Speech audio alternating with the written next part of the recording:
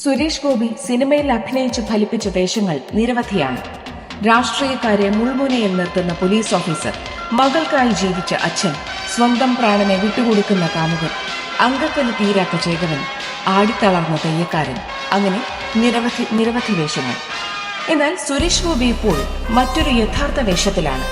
ഭാരതത്തെ നവീകരിക്കാനുള്ള കഠിന പ്രയത്നത്തിൽ മോദിക്കൊപ്പം തോളോട് തോൾ ചേർന്നുള്ള പ്രവർത്തനത്തിലാണ് സുരേഷ് ഗോപി.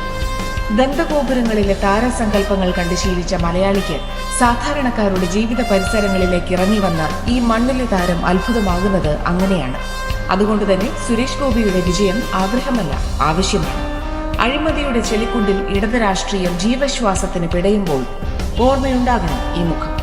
സ്വർണ്ണക്കടത്തിന്റെ കാണാക്കൈകൾ മന്ത്രിമന്ദിരങ്ങളിലേക്ക് നീങ്ങുമ്പോൾ ഓർമ്മയുണ്ടാകണം ഈ മുഖം.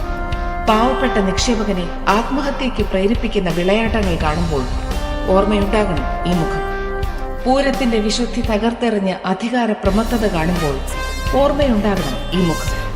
നല്ല സ്വപ്നങ്ങൾ മാത്രം കാണുന്ന മോദി എന്ന ജനനേതാവിനെ ഓർക്കുമ്പോൾ ഓർമ്മയുണ്ടാകണം ഈ മുഖം. BJPക്ക് വോട്ട് ചെയ്യും, മോദി ഭരണം ഉറപ്പാക്കും.